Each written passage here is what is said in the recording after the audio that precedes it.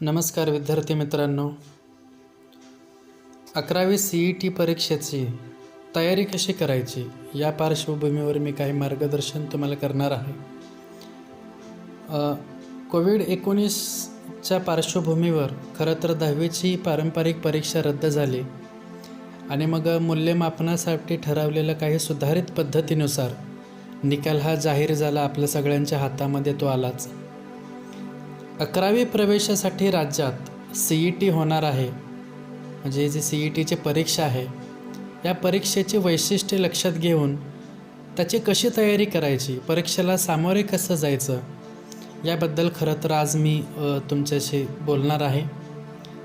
सर्वांसाठी अतिशय महत्त्वाचं म्हणजे की एकूण 2 तासाचा तुम्हाला वेळ आहे, तर ह्या 2 तासांचं नियोजन कसं करायचं ही पहिली गोष्ट सगळ्यात महत्त्वाची आहे.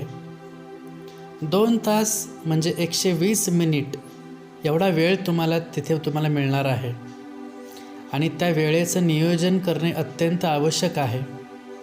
आता प्रश्नपत्रिकेत सोपे, मध्यम आणि कठीण असे 3 प्रकारचे प्रश्न तुम्हाला विचारले जाणारच. आणि म्हणून प्रश्नपत्रिका सोडवत असताना पहिल्या फेरीत सोपे प्रश्न ज्याच्या उत्तराबद्दल तुम्हाला 100% खात्री आहे, अशाच प्रश्नांची निवड करणं आणि त्यांची उत्तरं लिहिणं हे तुमचं पहिलं काम असेल. त्यानंतर त्या प्रश्नांची काठिण्य पातळीनुसार, म्हणजे त्याचा हार्डनेस किती आहे, तो किती कठीण प्रश्न आहे, याच्यावरती मग त्याचं स्वरूप ठरवायचं आणि मग शेवटी कठीण स्तरावरचे सगळ्यात जास्त काही प्रश्न असतील ते सोडवायचे. म्हणजे की पहिल्यांदा जे काही सोपे आहेत, त्याच्यानंतर थोडेसे अवघड आहेत आणि त्याच्यानंतर जे काही सगळ्यात अवघड आहेत ते सगळ्यात शेवटी ठेवायचे.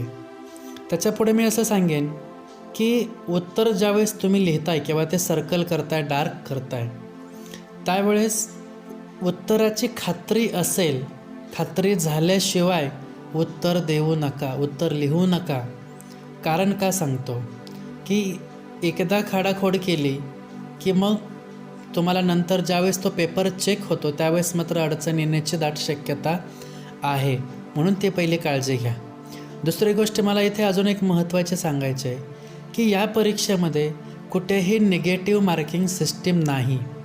त्यामुळे तुम्ही अगदी शेवटच्या टप्प्यात राहिलेले जे काय प्रश्न आहेत ते तुमच्या अंदाजानुसार योग्य पर्याय निश्चित करून ते सोडवू शकता. त्यामुळे घाबरायची गरज नाही. पण मला असं सांगायचं आहे की उपलब्ध वेळेचं नियोजन पद्धतीने अभ्यास करून आणि त्याची काळजी करून जर केलं तर मला वाटते बऱ्याचशाच गोष्टी तुमच्या चांगल्या होतील. आता त्यासाठी पुस्तकाचं वाचन काळजीपूर्वक करणं, त्याच्यातले नियम, त्याच्यातले सूत्र म्हणजे फॉर्म्युलाज, डेफिनेशन्स म्हणजे व्याख्या, काही मूलभूत संकल्पना असतील तर या सगळ्यांचा विचार अगदी व्यवस्थित करणं हे जास्त गरजेचं आहे. विज्ञान विषयाच्या बाबतीत जर बोलायचं झालं आणि गणित विषयावर आधारित जर काही प्रश्न त्या विषयामध्ये विचारले जातात, तुम्हाला सगळ्यांना माहिती आहेच, न्यूमेरिकल जे काही एक्झाम्पल्स असतात, तर पाठात आलेले जी काही उदाहरणं आहेत ती खरं तर व्यवस्थित तुम्ही ती वाचणं, त्याचा अभ्यास करणं हे सगळ्यात जास्त महत्त्वाचं आहे. कारण की बहुपर्यायी प्रश्नांमध्ये असे प्रश्न विचारले जाऊ शकतात आणि जाण्याची दाट शक्यता आहे. त्याच्यामुळे ती काळजी घ्या. दुसरी गोष्ट की उत्तरपत्रिका सोडवत असताना OMR पद्धतीची ही उत्तरपत्रिका आहे आणि तुम्हाला ABCD असे तुम्हाला तिथे ऑप्शन्स असणार आहेत. त्याच्यामुळे गोल करताना अगदी व्यवस्थित विचार करून उत्तरावरती गोल करा. गोल ज्यावेळेस तुम्ही करताय त्यावेळेस अजून एक काळजी अशी घ्या की तो पूर्ण जो सर्कल आहे, गोल आहे, तो व्यवस्थित पूर्णपणे डार्क करायचं आहे. हे फार महत्त्वाचं आहे. खाडाखोड करू नका. अर्धवट भरलेला गोल, खाडाखोड केलेला गोल किंवा एकापेक्षा जास्त गोल भरले तर अशा प्रकारचा जर काही आढळला तर उत्तर तपासलं जात नाही, हे लक्षात ठेवा. त्यामुळे मग त्याचे तुम्हाला मार्क्स मिळणार नाहीत. अलग लक्षात. त्यामुळे रेग्युलरसारखी ही परीक्षा नाही आहे, कम्प्युटराईज असल्यामुळे तुम्हाला ही काळजी घेणं बाळांनो जास्त गरजेचं आहे. विशेष भाग असे सांगायचे म्हणजे की उत्तरांची तपासणी ही संगणकीय पद्धतीद्वारे म्हणजेच की कॉम्प्युटरद्वारे केली जाणार असल्यामुळे खाडाखोड त्याचबरोबर उत्तरपत्रिका चुरगाळणे अशा कोणत्याही प्रकारे कोणत्याही कारणास्तव उत्तरपत्रिका जर खराब झाली तर ती चेक केली जाणार नाही किंवा ते चेक होत नाही सिस्टीममध्ये. त्यामुळे ही काळजी घ्या. काही जर तुम्हाला कच्चं काम रफ वर्क जर करायचं असेल तर प्रश्नपत्रिकेच्या शेवटी तुम्हाला जागा दिलेली असते, तर तिथे ते तुम्ही व्यवस्थित करू शकता.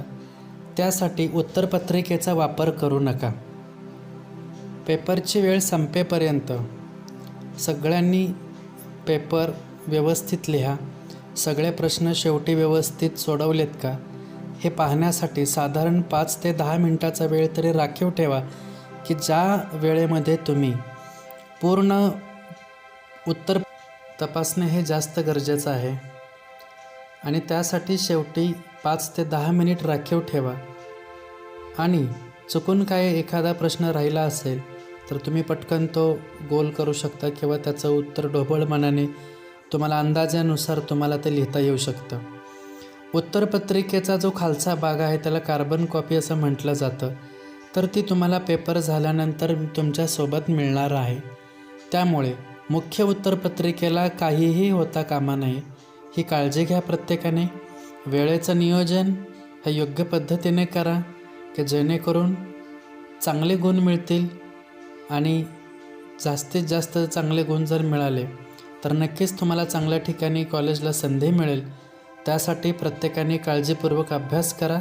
सर्वांना माझ्याकडून खूप खूप शुभेच्छा. धन्यवाद.